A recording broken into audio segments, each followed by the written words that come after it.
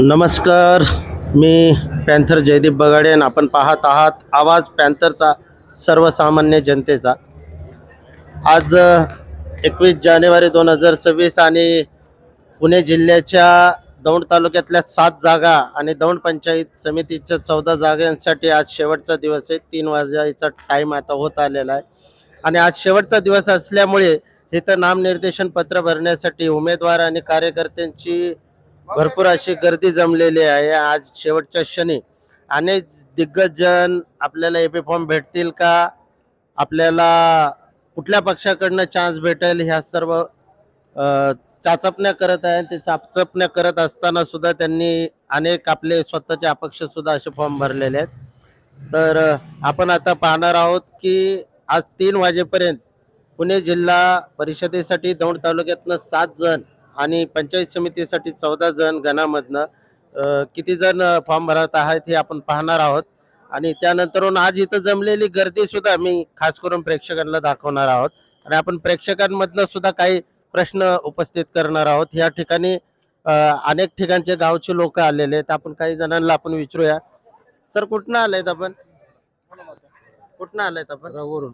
काय कोण वाटतंय तुम्ही, म्हणजे कुणाच्या समर्थन, कुठल्या पक्षाच्या समर्थनात आला? बीजेपीचे. बीजेपीचे. काय वाटतं तिथं तुम्हाला?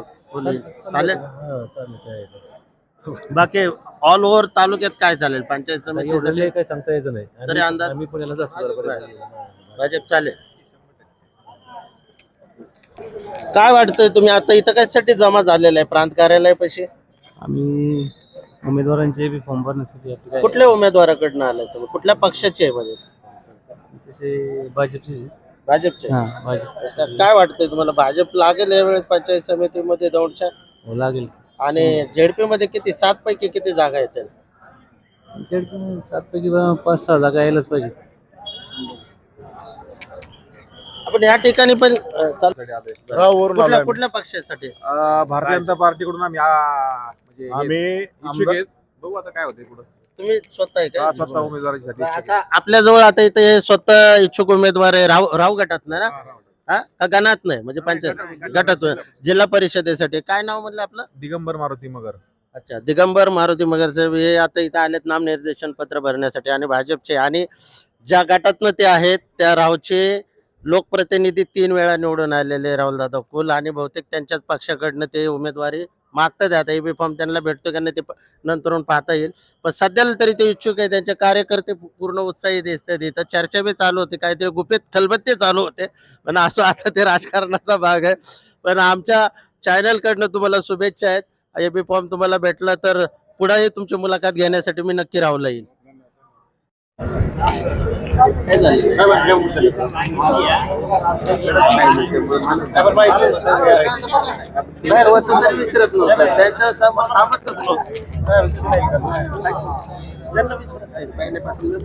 पंचायत समितीचे फॉर्म भरण्याचा शेवटचा दिवस होता. त्या पद्धतीनं आज राष्ट्रवादी काँग्रेसतर्फे आमचं पूर्ण 21 जणांचं पॅनल तयार करण्यात आलेलं आहे. त्याचे फॉर्म अजूनही फॉर्म भरणं चालू आहे आणि आम्हाला विश्वास आहे की राष्ट्रवादी काँग्रेस पक्षाची दौंड तालुक्यामध्ये खूप चांगली परिस्थिती राहील. तुमची जी युती झालेली कळते, त्याचा काय फायदा दौंड तालुक्यात नक्की होणार.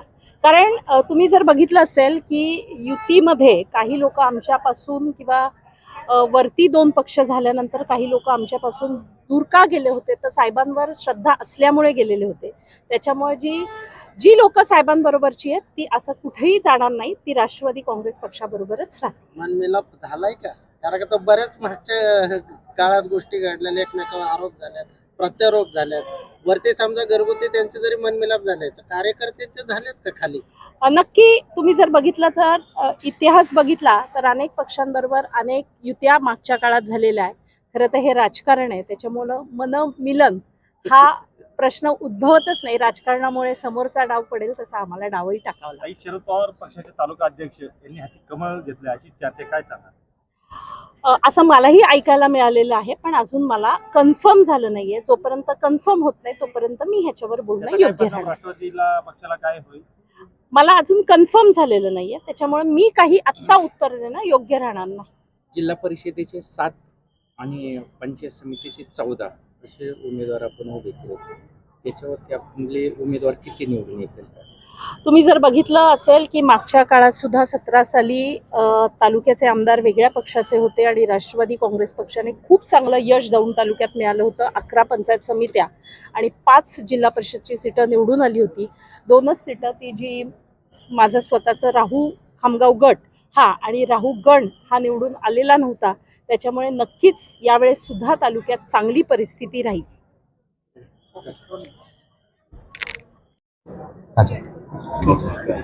आज या ठिकाणी पुणे जिल्हा परिषद निवडणुकीच्या निमित्ताने मी तुषार रमेश थोरात राष्ट्रवादी काँग्रेस पार्टी यांच्या वतीने जिल्हा परिषद बोरीपारधी गट या ठिकाणी माझा उमेदवारी अर्ज दाखल करत आहे.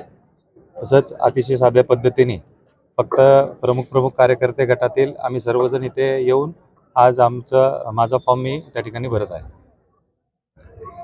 इतर उमेदवाराचा एबी फॉर्मचा काय विषय कधी भरणार? 3 वाजेच्या आत आम्ही सर्वचे सर्व एबी फॉर्म ज्या त्या उमेदवारापाशी ते जमा करतील. तुमच्या मतदारसंघात ओबीसी विरुद्ध मराठा असा संघर्ष पाहायला मिळेल? नाही, असं कुठलाही संघर्ष तिथे पाहायला मिळणार नाही. आम्ही शेवटी सामाजिक जीवनात काम करत असताना सर्व घटक, सर्व धर्माचे असतील, सर्व जातीचे लोक आम्ही सोबत काम करत असतो आणि असा कुठलाही संघर्ष तिथे पाहायला मिळणार नाही. आता आपलं व्हिजन काय आहे?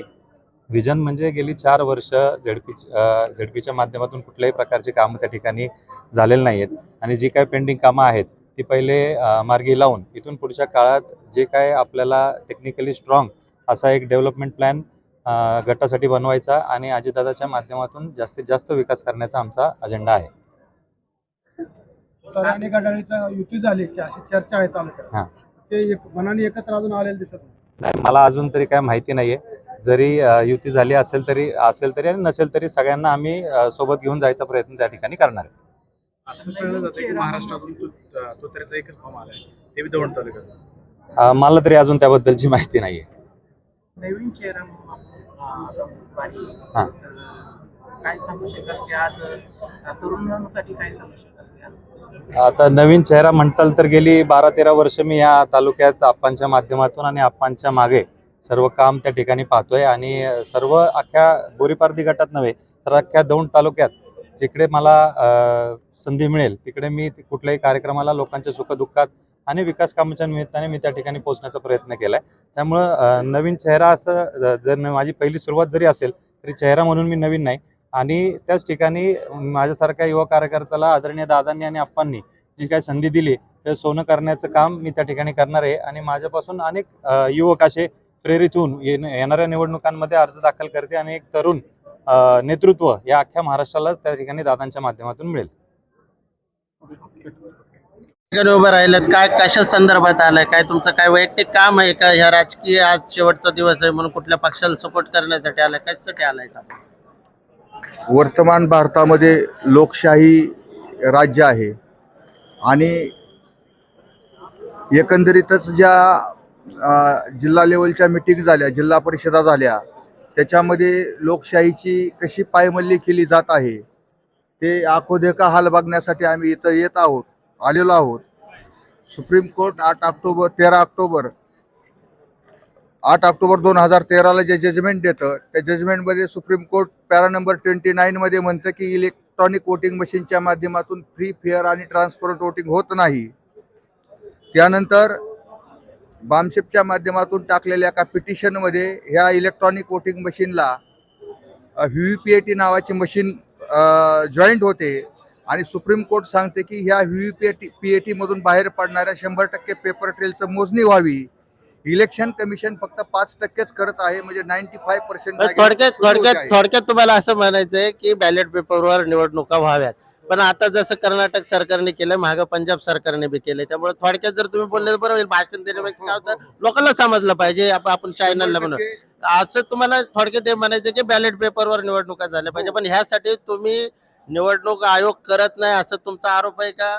100% असा आमचा आरोप आहे आणि महाराष्ट्र सरकार सुद्धा ते करू इच्छित नाही असं तुम्हाला म्हणायचंय का? इलेक्शन कमिशन आणि महाराष्ट्र सरकार हे एकमेकाच्या हातात हात घालून हे काम करत आहे असं आमचं म्हणणं आहे. Okay, thank you. इथं भाषण नाही द्यायचं, आंदोलन. आता आपण आतापर्यंत सर्व या परिसरामध्ये अनेक जणांच्या मुलाखती घेतल्या, त्यांच्या विचार ऐकले आणि कार्यकर्त्यांचा उत्साह सुद्धा पाहिला. त्याचप्रमाणे कालच या ठिकाणी आमचे मित्र पत्रकार संपादक सचिनजी आटोळे यांच्या आमच्या भगिनी ज्या ताई आहेत त्यांनी सुद्धा काल BSP तर्फे अर्ज भरलेला आहे. ते योगायोगाने आज इथं परत पुन्हा एकदा आपल्याला इथं दिसलेले आहेत. आपण त्यांची विचारू त्यांना की त्यांनी BSP कडनंच का फॉर्म भरला इतर सगळे पक्ष असताना सुद्धा. सर काय सांगताल तुम्ही? जय भीम जय संविधान. मी सचिन आठवळे, प्रियंका सचिन आठवळे यांचा काल आम्ही BSP करून फॉर्म भरलेला आहे. तर लोकांपर्यंत बाबासाहेबांचे विचार कसे पोहोचवता येईल आमचा ह्या मागचा हेच उद्देश आहे. बाकीचं काय लोकशाही एक मजबूत करण्यासाठी कामे हे विकास कामे जिल्हा परिषद गटातली होत असतात, त्यात काय विषय नाही. प्रत्येकजण प्रत्येक आपला अजेंडा घेऊन तिथं येत असतो, परंतु एक विचारांची व बाबासाहेबांचा विचार, अहिल्यादेवींचा विचार, लहुजींचा विचार आणि काशीराम साहेब मायावती बहिणीचा तळागात विचार पोहोचला पाहिजे, हा या मागचा उद्देश आहे. बाकीचं कोणाला हरवण्यासाठी किंवा पाडण्यासाठी किंवा बदला घेण्यासाठी ही निवडणूक नाही आहे. आतापर्यंत संविधान जे हक्क दिलेत ते लोकांपर्यंत काही पोहोचले नाहीत. पक्षाने आपापल्या परीने प्रचार करून त्यांना तेच मोठे झाले, विचार काय मोठा झाला नाही. आता तळागाळात विचार कसा जाईल याकडे आमचे लक्ष असेल, बाकीचं काय नाही. आमचे अध्यक्ष राजू गायकवाड बोलतील. आता आंबेडकर विचारधारा आणि सर्व महामानवांचे जे विचार आहे ते तळागाळातल्या लोकांपर्यंत पोहोचले पाहिजे, म्हणून BSP कडनं त्यांनी त्यांच्या मिसेसचा उमेदवारी अर्ज भरलेला आहे. ते स्वतः सुद्धा एक पत्रकार संपादक आहे, त्यामुळे त्यांना ते विचारधारा त्यांनी जोपासलेली आहे. त्यानंतर त्यांचे BSPचे आमच्यासोबत राजू गायकवाड जे आहेत त्यांनाही आपण विचारू. सर, किती BSPचे किती गणामध्ये, पंचायत समितीच्या किती गणामध्ये तुम्ही BSPचे उमेदवार उभे केले? सध्या BSPचे उमेदवार एकच आहे, सचिन आठवळे यांची मिसेस. आणि गटासाठी अजून चालू आहेत, प्रयत्न चालू आहेत. येणार आहेत, 2-3 आहेत अजून इच्छुक, ते येणार आहेत. त्यांचे पण आपण फॉर्म भरून घेणार आहोत. आता शेवटचा दिवस आहे. आज 3 वाजता ते सगळं बंद होईल, सगळी प्रक्रिया. आता एवढा कालावधी राहिल्यानंतर सुद्धा आत्ताशी तुम्ही फक्त एक उमेदवार तुम्हाला भेटलेला आहे, अजून तुम्ही त्यासाठी काही प्रयत्न केले नाही का? आता या अगोदर तुम्ही इतके दिवस तुम्ही ते प्रयत्न का नाही केले की बाबा 14 उमेदवार आहे, कमीत कमी आपण निम्मे 50% 7 तरी उमेदवार देऊ शकू, ह्यासाठी तुम्ही BSP कडनं का प्रयत्न झाले नाही? BSPचे प्रयत्न चालू आहेत, परंतु काय होतं की बहुजन समाज पार्टी ही जे सत्ताधारी पक्ष आहे त्यांना डायरेक्ट त्यांच्या अस्तित्वाला छेद देणारी पार्टी आहे. त्यामुळं बहुजन समाज पार्टीच्या बरोबर येण्यास लोकांचं कल हा कमी प्रमाणात असल्यामुळं बहुजन समाज पार्टी जिथे जिथे हिंदी भाषिक प्रदेश आहे तिथे तिथं चांगला प्रतिसाद बहुजन समाज पार्टीला मिळतो. आणि जिथं मराठी भाषा चालते, म्हणजेच महाराष्ट्रात अनेक पक्ष अनेक संघटना असल्यामुळं बहुजन समाज पार्टी ही वाढू शकलेली नाही. तिचे विचार तळागाळात पोचवण्याचं काम कुठंतरी कमी पडतंय. आणि जे फुले शाहू आंबेडकरी विचारधारा घेऊन चाललेले आहेत, काही लोक असे आहेत की त्यांना आपल्या ताकदीच्या बळावर ताकद आपल्यात आहे ही त्यांना समजत नाही. आपण भीमा कोरेगाव ज्या ठिकाणी आता आपण पाहिलं की आता BSPचे राजू गायकवाड यांनी सांगितलं की हिंदी भाषिक प्रदेशामध्ये BSPला चांगलं फ्युचर आहे. त्या ठिकाणी त्यांचे MLAs आहे, खासदार आहेत आणि अनेक महानगरपालिका असतील, नगरपालिका असतील, पंचायत समिती ZP असतील, त्या ठिकाणी त्यांचे सदस्य आहे. मात्र महाराष्ट्रात असं होताना दिसत नाही, असा खेद त्यांनी या ठिकाणी व्यक्त केलेला आहे. धन्यवाद आपण आमच्या चॅनलशी बोलल्याबद्दल. दौंड येथे अचानकच शेवटच्या क्षणाला काय नाट्यमय घडामोडी पाहायला भेटल्या.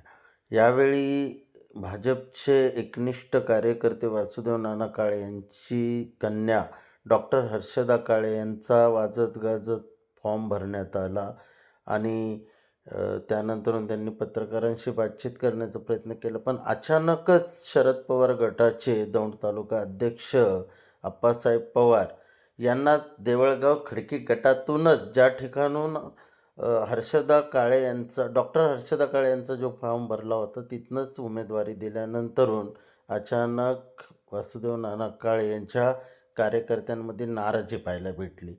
आणि अशी काय शेवटच्या क्षणाला घडलं की भाजपकडनं शरद पवार गटाचे आप्पासाहेब पवार यांना AB फॉर्म देऊन देवळगाव खडकी गटातनं उमेदवारी देण्यात आली.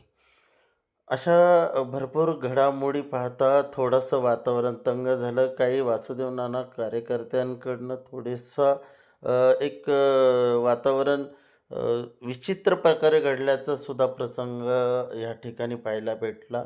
आणि ह्या नाराजी घडामोडीमुळं भाजपमध्ये काय 2 गट आहेत का, अंतर्गत वाद आहे का, हे सुद्धा जनतेसमोर आलेलं आहे.